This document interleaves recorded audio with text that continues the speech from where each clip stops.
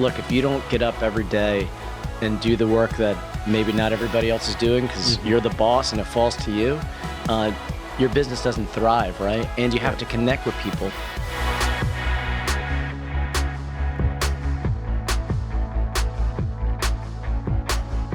Well, hey, everyone. Welcome to Framework Leadership, a podcast about principles and ideas you can use today to take your leadership to the next level. I'm your host, Kent Ingle, president of Southeastern University. And I'm your co-host, Michael Steiner, vice president for innovation. And we are excited today to introduce our guest for today's show, Congressman Darren Soto. It's great to have you with us. Thanks for having me back on campus, Dr. Ingle. Oh, privilege. Darren was elected to the U.S. House of Representatives in 2016 to represent Florida's 9th Congressional District.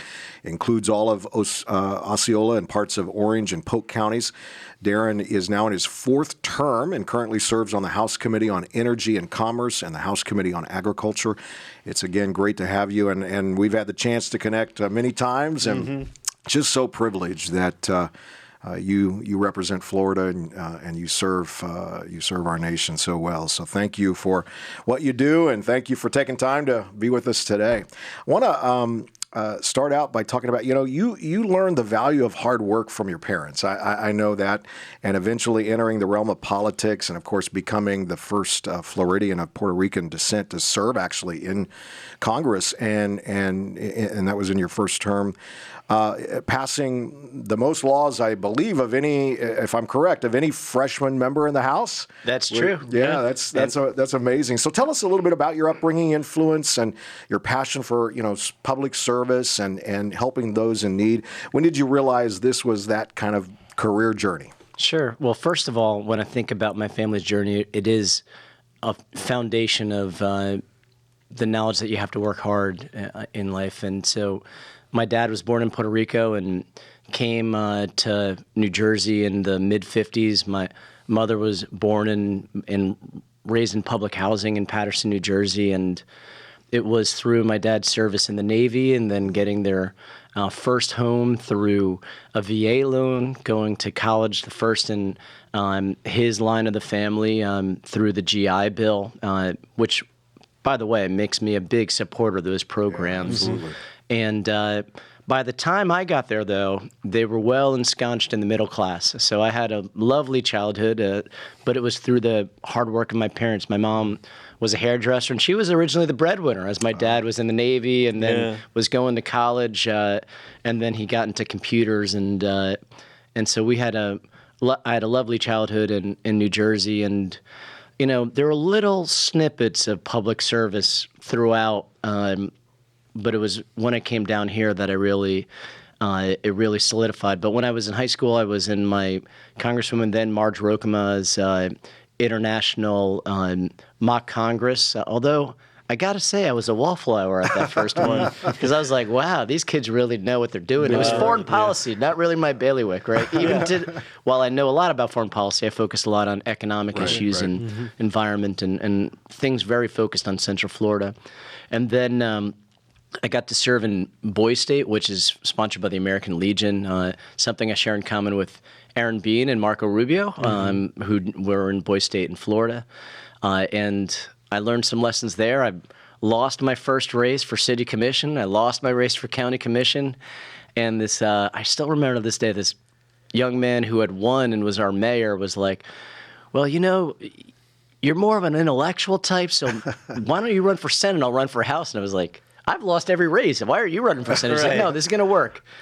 And, I talked about my vision, the laws I wanted to present, and I won the Senate race after losing 2 and then ended up being president of the Senate, and that was junior year of high school. So there were little snippets, even though most of the time I thought I'd go into business but my love of history really drove me to eventually go to law school. My brother already went to law school, and then so got to go to George Washington in our nation's capital, and found my way down to Florida working for a distant family member. My whole family moved down around 2000, up from Puerto Rico in 96. So we're all in Central Florida now, and it was really by needing to meet people for my law practice. I had a small business for over 12 years, making a payroll twice a month, something I think more members of Congress should have that experience. Right. And it was through networking that I ended up volunteering on campaigns, then managing campaigns, and then running myself. So a lot of the background influenced me. There were little snippets growing up, but it was really in Central Florida, knocking on doors and talking to people and trying to solve real world problems in our community that really drove me. Yeah, and I think having that experience as a small business owner, being embedded into a community, it matters and informs so much of the work that you do. And like you said, we need more of that. What kind of advice would you give to small business owners who are like, man, I think I might want to do something like that, but I don't even know where to get started? Well, one, much like a congressional office or a state rep office, it is a small business, right? So there are a lot of, you have to manage people, you have to have a budget, you have to have an objective. So our small business owners, and there are many of them in the Congress, do have a lot of skill sets. You have to market yourself around the community. Right. And small business owners know the tap of the town. So every in-district period, we're in a nice 2-week period right now, so we're going all over Central Florida. We do a small business tour in different areas of the district to meet with folks, and so you really get a sense of, oh, the traffic here is tough, or we could use a fix in an environmental issue here, or oh, we need more economic development dollars coming in to help make this community more vibrant, or this is another issue popping up. So they do work on a lot of issues that, because these civic issues affect their business, they're knowledgeable of them and have opinions about them, of course, right? Right. And then the kind of passion it takes to run a small business. Look, if you don't get up every day and do the work that maybe not everybody else is doing because you're the boss and it falls to you, your business doesn't thrive, right? And you have to connect with people. So that also is very common with local government and state government and going on to Congress. So there's a lot of skill sets that translate, but also as you're balancing out, whether it's in a crisis or when you're dealing with regulatory issues or tax issues, you see, yes, we have to do protections to help people, but if you go too far, then it could be burdensome. So that balance, you're never done with that. It's a constant continuum. The biggest example I could give you is when we were in the height of the pandemic. Yeah. And we put forward the Paycheck Protection Program, which had a huge bipartisan support because most of our small businesses across the nation, they don't have like 3-4 months of payroll just lined up. Right. They're almost hand to mouth. Maybe they have like 1 month or 2 months. And you saw through no fault of their own with, having to hunker down during a lot of the pandemic that they would have all gone out of business. Right. And so we came in to help, and we saw most of the small businesses in downtown Kissimmee or in downtown St. Cloud or in Orlando survive and are now back to normal. Well, during the Great Recession, a lot of them went out of business. So those experiences from small business shaped my opinions on some of the biggest issues that we've worked on over the last 3 years. Yeah, that's good. Tell us about some of the legislation that you've enacted and you're in the process now and working on. Yeah, I would love to hear some of the things. So I work a lot on jobs issues, a lot on environment, technology. In Central Florida, we have a lovely place to live. We have high growth, so we have a lot of big challenges, like higher-paying jobs, like the traffic and infrastructure, like protecting our environment and affordable housing. So several bills we worked on, passed into law, include helping folks get TPS who are of Venezuelan descent during the issues. We have a huge amount of folks coming in who down there, it's a communist murderous dictatorship. Right. It's very sad. We helped out with working to make the Kissimmee River a wild and scenic river. This is a key area for conservation, for hunting and recreation, for wildlife that spans both Polk and Osceola County and cleans the water going into Lake Okeechobee and out to the Everglades. So we just got a study in to push that along to make it a wild and scenic river. Senator Rubio and I passed the Restoring Resilient Reefs Act, which reauthorizes funding to restore our reefs. The Great Florida Reef is the third largest reef tract in the world, and it's having challenges because of pollution, because of warming seas, and so we're working with local folks like SeaWorld and others to help rebuild the reef. We're helping with improving infrastructure to prevent pollution from going out and hurting the reef. And then, of course, we're working on climate issues and other major bills as well. So those were a couple bills just from this last term that we worked on that were a big help. We then a lot of the major things we're doing are just implementing major laws that pass. So last term we passed the Investment, Job, and Infrastructure law, which was, the Investment, Infrastructure, and Jobs Act, which Florida's getting upwards of about $50 billion over the next 10 years to help upgrade our roads, to help with improving our clean water, with the grid, getting internet to all Americans. Our rural areas are falling behind with internet, so we're now finally getting that money down to do that. So everything from I-4, which I'm sure those of you here in Southeastern know that, to helping out with we're going to see a potential Sunrail expansion and Brightline, as well as a bunch of money coming down through the state revolving fund that helps out with water projects. Right. In Polk County, we are running out of water.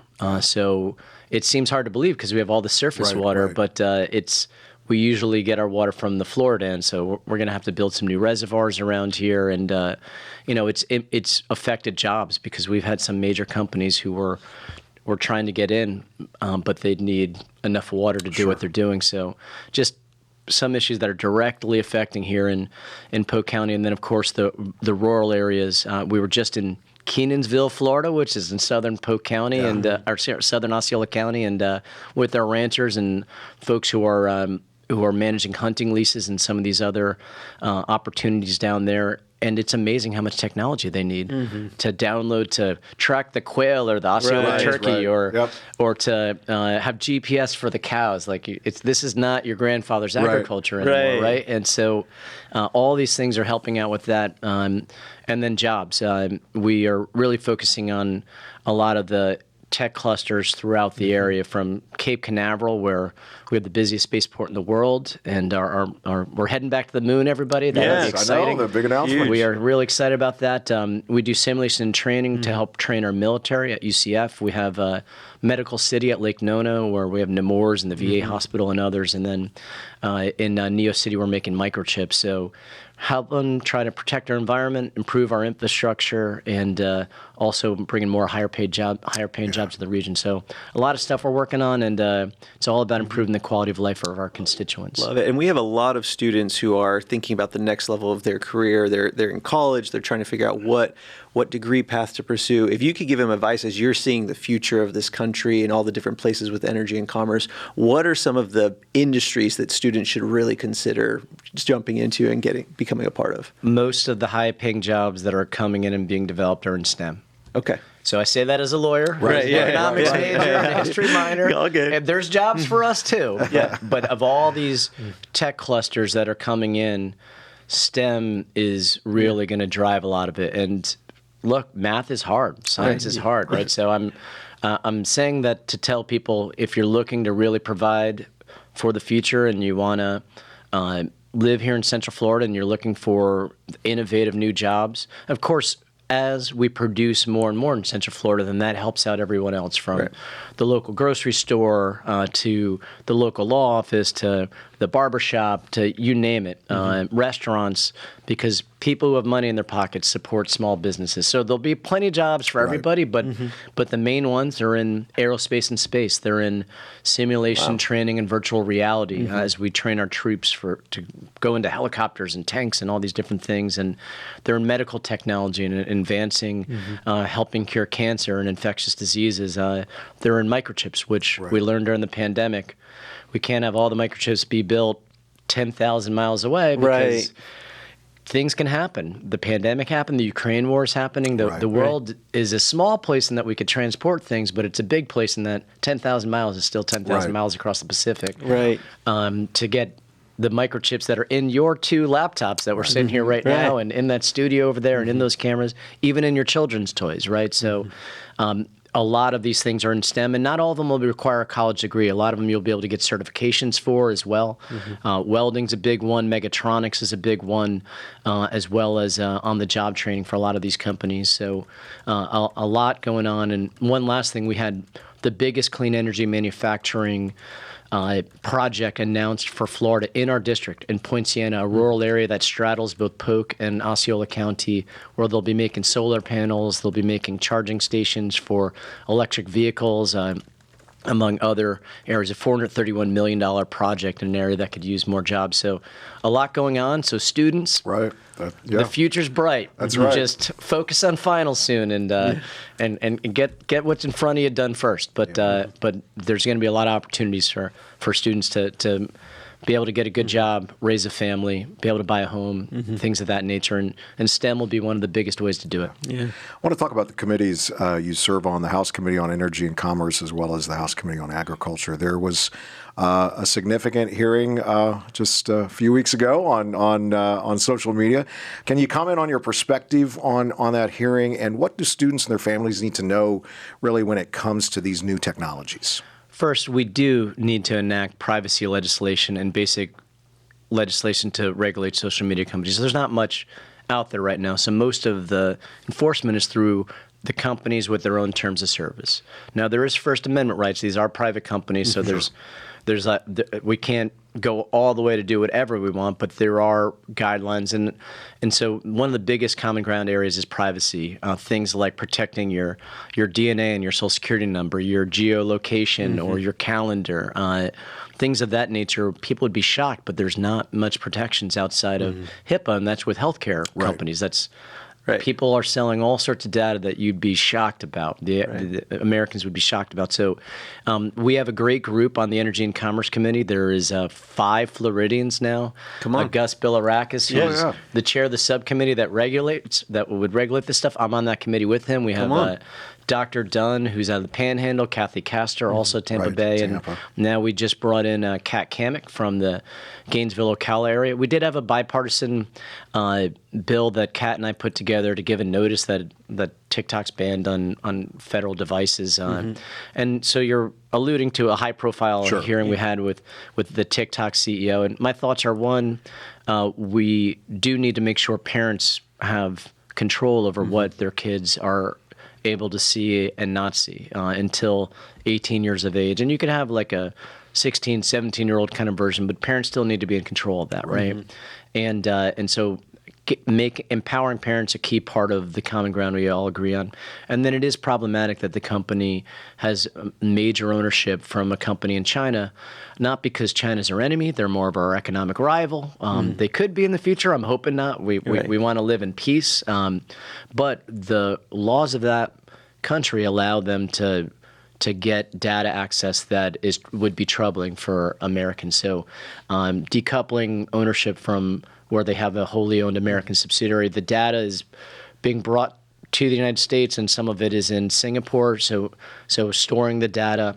I'm always concerned about a total ban on things because they rarely work, and then it ends up being pushed into the shadows, and then things happen, but we have no control over it, right? So I wouldn't support a ban, but I would support empowerment. And I think these rules of the road also need to apply to Facebook and Twitter and YouTube. I'm very concerned about radicalization under YouTube as well. So there are rules of the road that we should be working on to protect privacy, empower parents, ensure that these are American companies subject to the jurisdiction of the United States, or at least our allies, like Europe, places that share democratic values. So it's been tough because we try to pass it through, and it doesn't seem to happen. But you got one vote in me to try to bring these things, rein them in. Yeah, and what's interesting about this issue specifically with TikTok and social media is it doesn't really fit with a lot of the major ideological narratives. So for the first time, as I'm observing it, we're seeing people on different sides of the aisle agree on things, realizing, there's a lot of common ground between us on this issue that, isn't one of the main ideological pillars. Walk us through, I'd love to hear your process of understanding these issues. How do you break them down? How do you research, get the information you need? And what does it look like for you to develop an opinion on something like this in a way that we can teach our students to go through? Well, first, it's all about the constituents. So emails we got, phone calls we've received, most of those circled around parents wanting to be empowered and young people not wanting it banned, right? Because there is a lot of beautiful stuff that goes on, art and music, and I'm sure you all have certain social media you're utilizing for university. Like we use Twitter and Facebook on a daily basis in my office and Instagram. So there are, both the best and the worst Right. of human nature. Right, Yes. right. It's really a mirror to ourselves, but because we've seen sometimes people turn to violence or radicalization, regardless of the ideology, there is a real concern. And then for our kids, young minds are impressionable. They're easily able to become addicted to social media, and so giving parents the power to be able to help control that. But then once you're 18, you're Right. Yep. you are in the draft. You get to vote. Right. You can defend the country, and you get to, within the laws, do whatever you want on social media, right? So there's those dividing lines that I think a lot of us have come to through constituent stories and through our own uses of social media, right? With us having to use it to communicate, and so a lot of that helps out. And then, of course, I've been on this committee now 3 terms in a row, so I've had the opportunity to be able to question Mark Zuckerberg and question Jack Dorsey, who's the former CEO of Twitter, and the gentleman from both YouTube and Google and from now TikTok. So I've heard straight from their leaders on their opinions on things, and a lot of them will say we need to be regulated so that it doesn't fall to them to do things that really they should kind of be shored up in what they're doing by the power of the people supporting it. But then it's always in the details, right? So I think that where we could start is in bipartisan privacy legislation we passed out of the committee last year unanimously out of our committee. Right. The Senate didn't think it went far enough. Folks from California had their own version that they were worried about preemption. Now a couple other states who are doing their own are worried about preemption. So, but nothing is more interstate commerce than the internet, Oh, yeah. right? No, it absolutely. virtually has no respect for any barrier across the world. And that's one of the beauties is you can communicate with someone from Australia or from South Africa or from Brazil, and it's streamless other than the time zones, right? So we definitely need the federal government to be more involved in this, but just with basic rules of the road. And so, like with some other major civil rights and regulatory reforms, it may take a while to get it to what we all can agree on, but I strongly think we could at least protect privacy and empower parents and get that through this term. So my hope is that that'll happen. That'll be great. Well, we're going to move into our fire round and just ask a few quick questions about everything we've kind of discussed, and always like to grab just some practical, applicable pieces of advice for our listeners. So just 3 questions. Michael, you can fire the first one. Love it, love it. So if you could sit down with any leader, past or present, who would it be and why? Oh my gosh. There you go. Teddy Roosevelt. For sure. He was the first conservationist. I work a lot on environmental issues. We are grappling with antitrust issues right now, and how big do we want companies to be without hurting competition. He was fearless, and he lived such an intense life. People would talk about how if you were going into his office, in the time it took you to walk to his desk, he would be reading another book like he lived life zealously. He thrived, and he was just a larger than life personality. So, I'd want to meet Teddy Roosevelt. Yeah, absolutely. That's great. What piece of advice would you give to leaders when combating disagreement and criticism? Because that is there. So first, respect. Yeah. And I learned that from my parents. I learned that from being a Catholic and my upbringing with that, as well as practicing law and having to work with people who have diametrically opposite interests than you. Respect is very key. You have to compartmentalize. Look, there are certain things we have fundamental disagreements, and that night it may be very upsetting to me, but you gotta wake up the next day and work with folks, right, for the good of the nation. Seek common ground where you could find it. It's out there. It's just whatever you need to do. Pray, whether you're gonna go for a walk out in the or whatever you do to relax. Find your zen and get back to it. Those would be the fundamental ways. And then relationships matter. Over time, you develop these relationships that you 10 years, 15 years, like one of your professors, Dennis Ross, served in the Congress and in the State House with me. Since 2007, I've known Dennis. So even as we may get on the floor and be passionate on an issue and be on the opposite side of one, neither of us are going to take it personal, and you don't personalize it. Right. If you are really passionate about an issue, you talk about the issue and how it's affecting your constituents. You don't call someone names or say it's their fault. They're coming from another position, and you have to have respect for that. But I think that's the biggest thing. Respect is the biggest, but a lot of these other lessons can help too. Yeah, Love it. Last question before we close out our time together. There's a lot of listeners who, like we talked about earlier, are wanting to be more involved. What's an easy way for someone to get involved with their local governments? What's kind of that first step? Attend the meetings that they have, and especially on issues that you care about. So first, lead with values. What are your values, whether they be local, state, or federal issues, and then go and see how it works.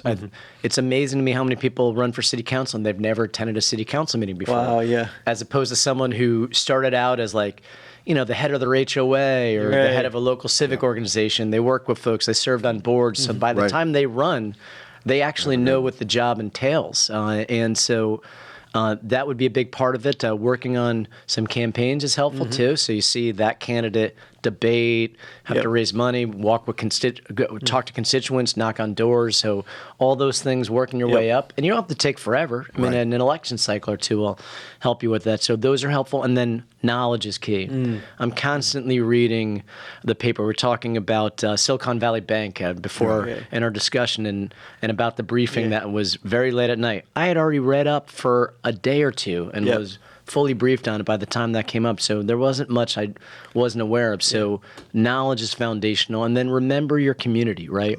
All those folks you talk to, you need to remember all that you promised folks, all that you talked about, what their aspirations are. And you go in and you bring the dance partners who brought you there. Right. And you stand up for them. All those things are helpful. Yep. Yeah. Love it. Well said. Well, Congressman Soto, thank you for joining us today on our podcast. We are grateful for your leadership and the way you serve, and you do lead by values in a pretty significant way. And you are having a tremendous impact for this nation as well as for our state here in Florida. So we are grateful to you. If you want to stay up to date with Congressman Soto, you can follow him on Twitter, Facebook, and Instagram at Rep. Darren Soto. Any other place we can direct people to, or is that... Well, our newsletter's pretty, that's the most popular one, ironically, with all these social media efforts of ours. It's, to be honest, it's really the 55 plus crowd that loves it, but I get compliments all across the district about the newsletter. It's informative, it's positive, it's brief. And how do we get access? Lots of photos. So you could go onto our website, soto.house.gov. Okay. And you could register for the newsletter, and it's all about what we're doing to improve the community. Okay. So people really like it. Yeah, soto.house.gov. Correct. Awesome. All right. Excellent. Thanks again for joining us. And thanks, everybody, for joining us on today's Framework Leadership Podcast. Take care, everybody. Thank you so much for joining us today on Framework Leadership. If you're watching on YouTube right now would be a great time to hit that like button, hit that subscribe button so you can get more leadership content right into your YouTube feed. You can also check us out on Instagram at Kent_Ingle, at Dr. Michael Steiner, or on Twitter and YouTube at Kent Ingle. And hey, if you love great email newsletters, and I know that I do, you want to check out the Framework Leadership newsletter. Every single Friday drops in great tips to be a better leader, resources, thoughts right into your inbox. Check it out. You can sign up at kentingle.com. Make sure you hop onto there. Thank you so much for listening to Framework Leadership. Take care, everybody.